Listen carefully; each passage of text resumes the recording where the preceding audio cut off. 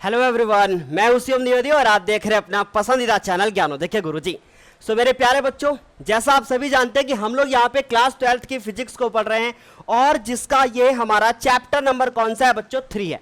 इस chapter number 3 में आज हम लोग यहाँ देखने वाले हैं सबसे इंपॉर्टेंट टॉपिक को, और जिसका नाम है किरचॉफ के नियम।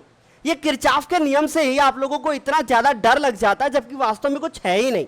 अगर आपको सिंपली वो कक्षा 10 वाले आपको न्यूमेरिकल आते हैं ना कि V = IR, तो भाई यहां आपको 1% भी समस्या नहीं होने वाली है। तो मेरे प्यारे बच्चों, ये क्लास 12th की फिजिक्स है जिसमें आज हम लोग यहाँ चैप्टर नंबर 3 का किरचॉफ के नियम करने वाले हैं, और इसका नोट्स भी हम आपको टेलीग्राम पर अवेलेबल करवा ही देंगे। तो चलिए फिर आज के सेशन को शुरू करते हैं। ये हमारा लेक्चर नंबर 13 है। इसके पहले के लेक्चर आपको नीचे डिस्क्रिप्शन बॉक्स में जाने के बाद मिल जाएंगे बच्चों, तो जाके वहां से आप लोग इसको देख लीजिएगा। अब यहां देखिए, सबसे पहले हम आपको बताते हैं कि किरचॉफ का नियम क्या है और किसने दिया था। ये 1842 की बात है, जब किरचॉफ ने क्या किया कि कुछ जटिल परिपथ बनाए और उन जटिल परिपथों से धारा का मान ज्ञात किया, विद्युत वाहक बल निकाला और विभवांतर निकाला। इसका यह मतलब है कि जो वहां ओम का नियम था ना कि V = IR, जिससे हम किसी भी परिपथ से धारा निकाल लेते थे, ठीक वैसा ही है, लेकिन बस थोड़ा सा क्या है कि वहां हमारे सिंपल होते थे सर्किट, सिंपल हमारे परिपथ बने होते थे और हम लोग उनसे आसानी से निकाल लेते थे।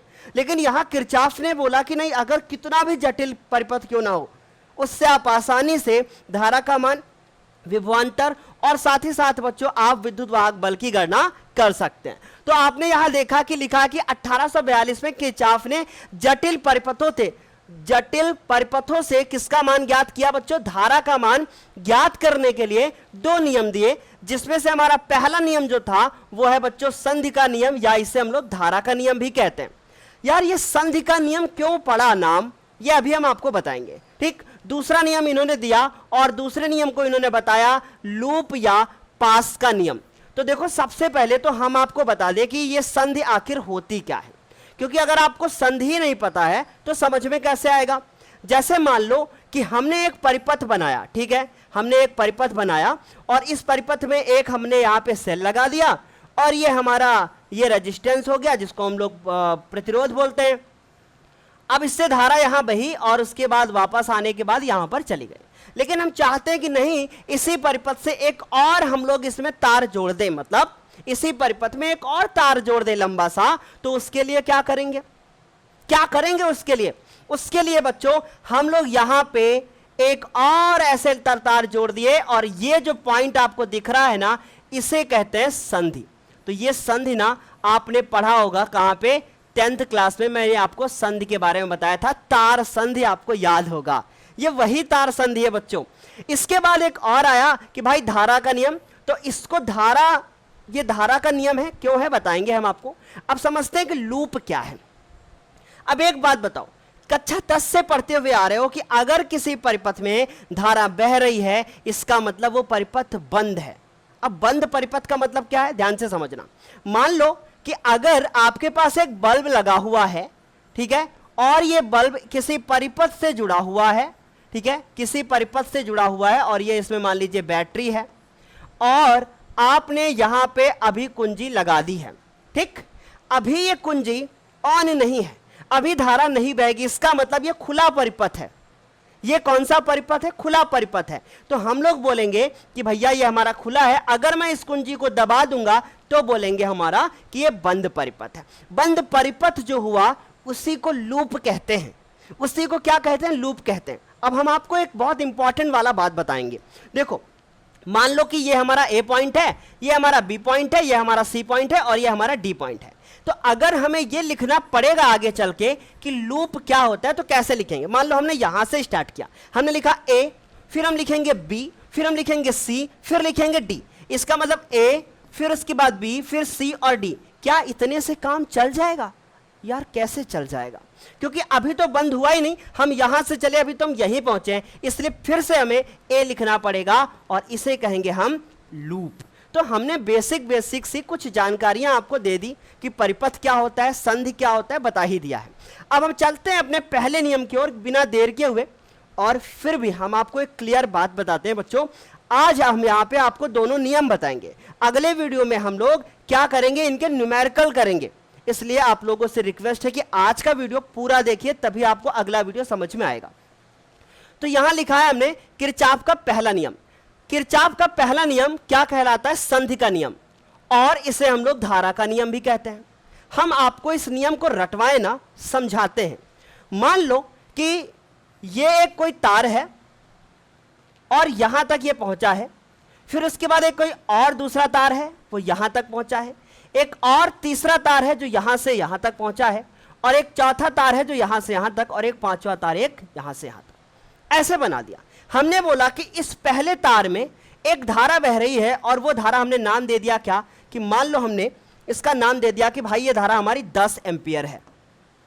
फिर हमने बोला कि इस तार में एक धारा बह रही है, और इस तार में जो धारा बह रही है वो हमने बोला कि भाई ये 3 एम्पियर की धारा है। हमने बोला कि इस तार में भी धारा बह रही है, लेकिन इस तार में जो धारा बह रही है वो अभी उल्टी दिशा में है, और हमने बोला कि ये हमारी 2 एम्पियर की धारा है। अब हमने आपसे बोला कि यहां पे कितनी धारा है, मैंने बोल दिया यहां पे कि ये 4 एम्पियर की धारा है। देखो रटना नहीं है, ठीक। अब मैंने पूछा कि उस 5वें तार में कितनी धारा होगी, तो एक बात याद कर लो, जो दुनिया में आया है वो वापस जरूर जाएगा। तो इसका मतलब है कि देखो 10 एम्पियर जा रही है, 3 एम्पियर जा रही है, टोटल 13 एम्पियर इस पॉइंट पे पहुंच रही है। 13 एम्पियर में 2 एम्पियर इधर चली गई, 4 एम्पियर ऊपर चली गई, बची कितनी? 13 में 6 तो चली गई। अब 13 में 6 चली गई तो बची कितनी? फिर अब 7 एम्पियर ही तो बची ना। इसका मतलब है कि यहां पे जो धारा वापस जाएगी वो कितने एम्पियर की होगी बच्चों? 7 एम्पियर की होगी। इसका यह मतलब है कि किसी भी संधि पर आने वाली धाराओं और जाने वाली धाराओं का अगर हम लोग अलग अलग योग निकाले, आने वाली धाराओं और जाने वाली धाराओं का अलग अलग योग निकाले, तो कितना आएगा? 0 आएगा। कैसे? देखो मैंने लिखा कि 10 एम्पियर, भाई ये आने वाली धारा, और बच्चों ये आने वाली धारा, और उसके बाद ये इक्वल टू द जाने वाली धारा, है ना। इसका मतलब जो धारा आ रही है उसका योग और जो धारा जा रही है उसका योग दोनों आपस में बराबर होंगे। समझ में आई बात? इसका यह मतलब होता है कि आने वाली धारा मतलब जो आई आ रही है ना, तो हम यहां लिख देंगे कि मान लो आने वाली धारा आई कमिंग। कमिंग मतलब क्या होता है? आना। ये धारा आ रही है, और जो जा रही है वो आपस में बराबर है। आई गोइंग, कमिंग और गोइंग, आ रही है जा रही है, तो आप हिंदी में आने वाली जाने वाली लिख लेना। अब यार इसको अगर हम इधर ले आएंगे तो यहां से मिलेगा कि I coming minus I going, ठीक है। जो आएगा वो आंसर कितना आएगा? 0 आएगा। और हमने एक चीज पढ़ रखी है जिसको बोलते हैं बीजगणितीय योग, और बीजगणितीय योग मतलब हम एक अलग से सिंबल बना देंगे जिसको हम समेशन कहते हैं, और summation of I is equal to कितना आएगा? 0 आएगा। और यही है हमारा क्या? धारा का पहला नियम। बताओ, बच्चों वाला है ना। आप लोग कितना डरते थे किरचॉफ का नियम, किरचॉफ का नियम, किरचॉफ का नियम। भाई आने वाली धारा और जाने वाली धारा किसी संधि पर अगर होंगी तो उनका बीजगणितीय योग हमेशा 0 होगा। एग्जाम्पल ये बना लेना। अब मान लो हम इसको एक और अलग तरीके से बताना चाहें तो कैसे बताएंगे, जरा ध्यान से देखना। हम आपको एक दूसरे तरीके से बताते हैं। देखो ये तो हुआ पहला तरीका, ठीक। अब हम लोग एक दूसरे तरीकों को समझेंगे, और वो भी आपको नोट करना है अपनी कॉपी पे, ठीक। देखो मान लो कि ये हमारी धारा, ये धारा यहां पे आती है, फिर उसके बाद ये यहां, ये यहां, ये यहां और ये यहां। अब आपने देखा कि यहां पे जो धारा जा रही है वापस वो हमारी I1 है, फिर उसके बाद यहां है जो वो I2 है, और जो यहां है वो I3 है, और उसके बाद यहां से वापस जा रही है I4, और उसके बाद ये हमारी I5।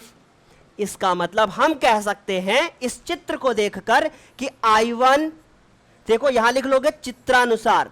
देखो हम आपको इसीलिए बोलते हैं कि लिखना बहुत जरूरी है। I1 प्लस I2, आज मैंने एक छोटा सा एक्सपेरिमेंट किया है बच्चों, ठीक है। आज माइक मैंने यहां लगाया हुआ है, आज मुझे बताना वीडियो में कि आवाज कैसी है।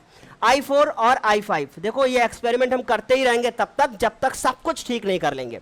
तो इसका मतलब कि अगर ये इधर आएगा तो I1 plus I2 plus I3 minus I4 और minus I5 is equal to 0।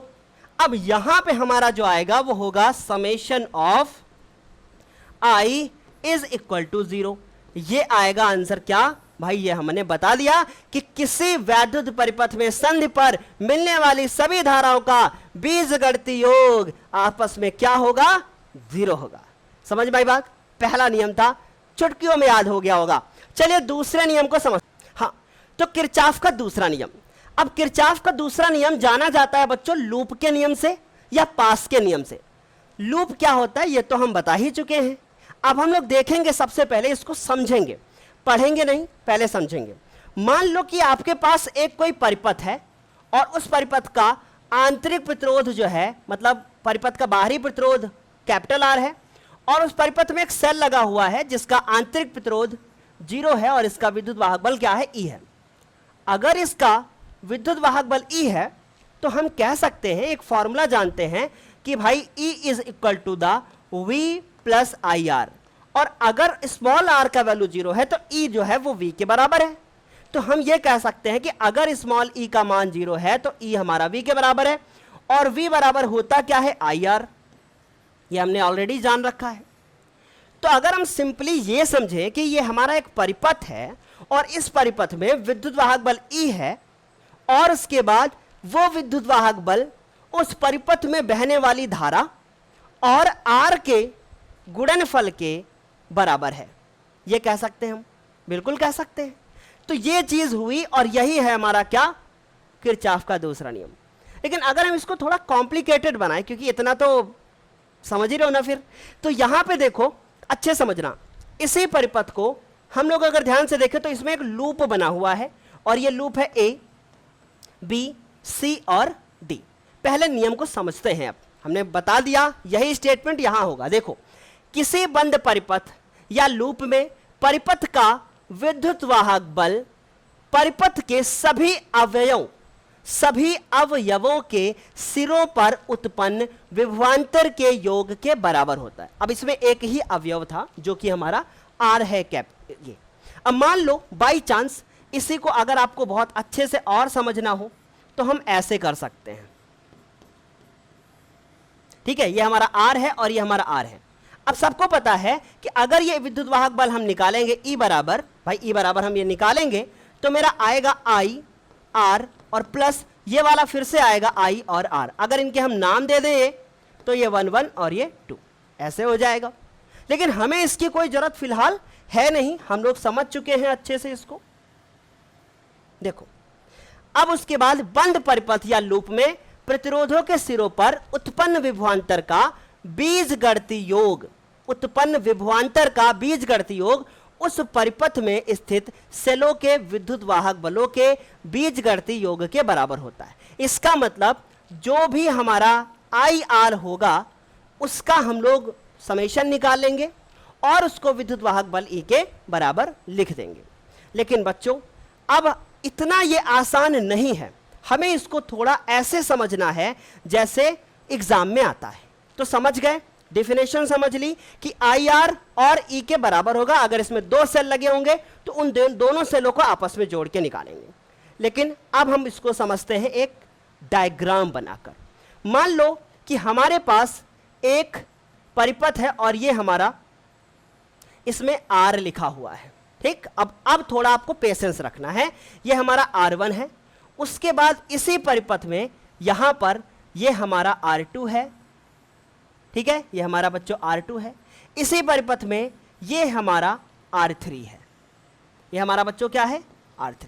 यहीं पर ध्यान से देखना, यहीं पर बच्चों कुछ लगा हुआ है।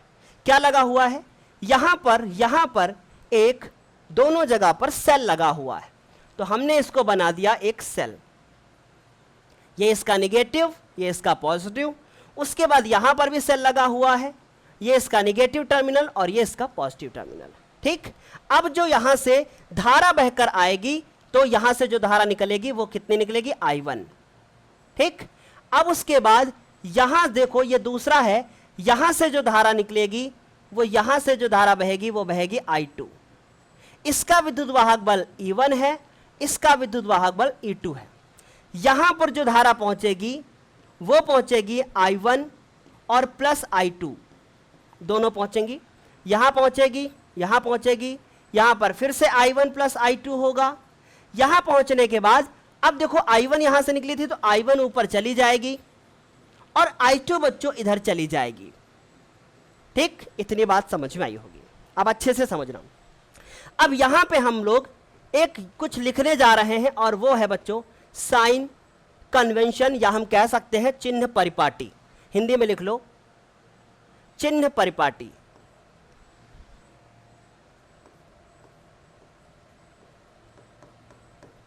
चिन्ह परिपाटी। अब ये चिन्ह परिपाटी क्या है, अच्छे से समझना। ये चिन्ह परिपाटी क्या है?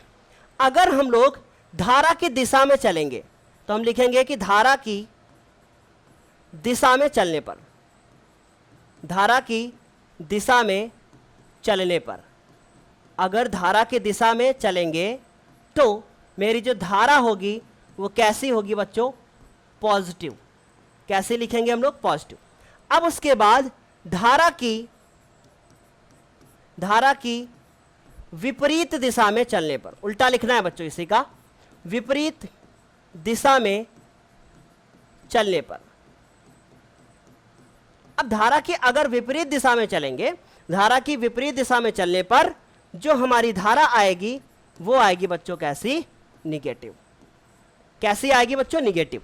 अब उसके बाद फिर से समझना, हम लोग लिखेंगे कि प्लस से माइनस की ओर, प्लस से माइनस की ओर चलने पर, प्लस से माइनस की ओर चलने पर विद्युत वाहक बल। अब ये क्या है? प्लस से माइनस की ओर चलने पर अगर कोई भी चीज प्लस से माइनस की ओर जा रही है, इसका मतलब है कि वो किधर अट्रैक्ट हो रही है बच्चों? माइनस की ओर अट्रैक्ट हो रही है। इसका मतलब वो कैसा है? पॉजिटिव है। तो विद्युत वाहक बल कैसा है? पॉजिटिव है। देखो ये सब याद करने के पास एक तरीके हैं। उसके बाद अगर माइनस से प्लस की ओर चलेंगे, माइनस से प्लस की ओर अगर हम लोग चलेंगे, प्लस की ओर चलने पर, अगर माइनस से प्लस की ओर चलने पर देखेंगे तो विद्युत वाहक बल जो मेरा आएगा वो कैसा आएगा? देखो माइनस से प्लस की ओर चल रहे हैं, इसका मतलब है कि वो कैसा है? निगेटिव है ना? तो ये कैसा है बच्चों? निगेटिव है। इतनी बात समझ में आ गई आपको? अच्छे से आ गई होगी। अब इसको हम इसमें अप्लाई करके देखते हैं। ध्यान से देखना, ये हमारा दो लूप बने हुए हैं। हम इसमें एक ऐसे लूप बनाते हैं। देखो ये हमारा ऐसे लूप बनाया और ये लूप नंबर हमारा 1 हो गया, और इसमें हमने ये लूप नंबर 2 बनाया। अगर लूप में ऐसे चलोगे तब भी ठीक है, ऐसे चलोगे तब भी ठीक है, दोनों तरीके से ठीक है। पहले लूप को अगर हम ध्यान से देखें तो पहले लूप में जो हमारी धारा है वो यहां देखो, सबसे पहले यहां कितनी धारा होगी? I1, क्योंकि हमारी ये यहां I1 है। I1 का गुणा R1 के साथ हो रहा है, तो हम लोग लिखेंगे I1 का गुणा R1 के साथ हो रहा है। देखो I1 का गुणा R1 के साथ हो रहा है। इसी लूप में जो इसके पास धारा होगी, इसके पास देखो, और इसके पास जो धारा होगी वो कैसी होगी? निगेटिव होगी। देखो ये हमारी उल्टा चल रहे हैं, हम लोग धारा की विपरीत दिशा में चल रहे हैं, और हमने धारा की विपरीत दिशा में चलना है बच्चों। देखो ना ध्यान से, ये धारा की विपरीत दिशा में चलना है तो ये निगेटिव आएगी। इसका मतलब है कि यहां से आएगा हमारे पास I2 और उसके बाद R2। विद्युत वाहक बल पे नजर करते हैं। ये पहला लूप, ये दूसरा लूप। विद्युत वाहक बल अगर हम ध्यान से देखें तो ये हमारा E1 है, और ये हमारा प्लस से कहां जा रहे हैं हम लोग? माइनस की ओर। अब आप सोचोगे सर जी ये माइनस से प्लस भी तो कह सकते हैं, लेकिन ये देखो बीच में ब्रेक हो रहा है, लूप की इधर को डायरेक्शन है, तो प्लस से हम माइनस की ओर जा रहे हैं, और जब प्लस से माइनस की ओर जा रहे हैं तो E1 कैसा आएगा? पॉजिटिव आएगा। और उसके बाद जब हम लोग E2 को देखेंगे तो E2 जरा ध्यान से देखो, इसी लूप में माइनस से घूमकर प्लस की ओर आ रहा है। यहां पे देखो ऐसे घूम के आ रहा है, इसका मतलब जब माइनस से प्लस की ओर जा रहा है तो हमारा निगेटिव होगा। E2 का मान कैसा होगा? निगेटिव होगा। यह कहानी हुई हमारी पहले लूप की। अब हम अपने दूसरे लूप पे आते हैं, ठीक, और हम इसको लिखेंगे कैसे? यहां लिखेंगे लूप 1 में, ठीक, और चाहो तो आप नाम लिख सकते हो ABCD जो भी है। अब लूप नंबर 2 को देखो, इसको देखो ध्यान से, यह लूप नंबर हमारा 2 है। लूप नंबर 2 में एक ही हमारा सेल लगा हुआ है, और इस सेल का विद्युत वाहक बल कैसा है बच्चों? प्लस से लेकर माइनस की ओर जा रहे हैं। और जब हम प्लस से माइनस की ओर जा रहे हैं तो विद्युत वाहक बल कैसा आएगा? पॉजिटिव आएगा। इसका मतलब विद्युत वाहक बल इसमें आएगा पॉजिटिव। एक ही है, पढ़ा रहे तो। अब देखो यहां पे ध्यान से, इसके पास जो R3 है, इसके पास धारा कितनी है? I1 है और I2 है, और ये धारा की दिशा में ही चल रहे हैं, इसका मतलब ये पॉजिटिव है। इसके पास देखो ये लूप ऐसे घूम के आ रहा है, इसका मतलब I2 के पास जो धारा I2 है हमारी, इस लूप के लिए वो कैसे होगी? पॉजिटिव होगी। इसका मतलब I2 का वैल्यू R2 के मल्टीप्लाई करोगे और I1 प्लस I2 दोनों को आपस में जोड़ दोगे और उसके बाद यहां से आएगा क्या? R3। मुझे नहीं लगता कि आप लोगों को इसमें 1% भी समस्या हुई होगी। बड़ा आसान है बच्चों। लेकिन अब आप लोग मान लो बाई चांस इसी परिपथ में आप फिर चाहते हो कि नहीं, हमको इसमें मजा नहीं आया, हम इस लूप को बदल कर दिखाएंगे आपको कि देखना, अगर हम इस लूप को बदल देते हैं तब भी कोई भी परिवर्तन नहीं होगा और तब भी आंसर सेम आएगा। अब आप कैसे करोगे? देखो, हमने इसको बदल दिया, इस बार हमने इसको बदल दिया बच्चों, ऐसे कर दिया। अब देखो पहला लूप, इसमें देखो E1 का जो वैल्यू है, अभी देखो माइनस से यहां से चल रहे हैं हम लोग, माइनस से घूम के प्लस पे आ रहे हैं। जब माइनस से प्लस की ओर आ रहे हैं तो E1 का वैल्यू कैसा आएगा? निगेटिव आएगा। फिर उसके बाद E2 को देखो, प्लस से माइनस की ओर आ रहे हैं तो प्लस से माइनस की ओर आ रहे हैं, पॉजिटिव होगा। इसका मतलब E2 का वैल्यू पॉजिटिव होगा, ये निगेटिव होगा और E2 का वैल्यू पॉजिटिव होगा। ठीक, समझ में आई बात? अब इसमें देखो धारा की दिशा यहां पे कैसी है? इस तरफ है, और हम धारा की विपरीत दिशा में चल रहे हैं, मतलब R1 के पास जो धारा है वो कैसी है? उल्टी है, और R1 के पास धारा है हमारी माइनस I1, तो हमारी यहां आ जाएगी I1 और ये R1 और ये निगेटिव आएगी। समझ में आई बात? अब इस पे आ जाओ, इस वाले पे देखो, ये धारा की दिशा में है, देखो ना ऐसे घूम रहे हैं हम लोग, तो ये धारा की दिशा में है, और धारा की दिशा में R2 के पास जो धारा I2 है, तो I2 और R2 यहां पे देखो, मैं इसको साफ कर रहा हूं थोड़ा क्योंकि मेरे पास जगह नहीं है। ये I2 पॉजिटिव होगी और R2 होगी। अब अगर हम इसमें माइनस कॉमन ले लें, और तो उधर भी माइनस लेना पड़ेगा, कट के हमारा ये समीकरण देखो, मैथ वाले समझ गए होंगे कि दोनों एक ही चीज लिखी हुई है। तो ये किरचॉफ का नियम कुछ समझ में आया? जो कमियां रह गई हैं हम आपको न्यूमेरिकल में कंप्लीट करा देंगे। तो अगले वीडियो में आना, ऐसा धांसू न्यूमेरिकल करेंगे ना कि आपको बहुत अच्छा लगेगा। अब हम इस वीडियो को यहीं पर एंड करेंगे। अगर आपने इस वीडियो को एंजॉय किया है तो आप मेरे टेलीग्राम चैनल से ज्वाइन कर सकते हो, वहां आपको नोट्स, नोटिफिकेशन सब कुछ मिलता रहता है। और आज के सेशन के लिए इतना ही, तब तक के लिए बाय बाय, टेक केयर और thank you so much, bye bye.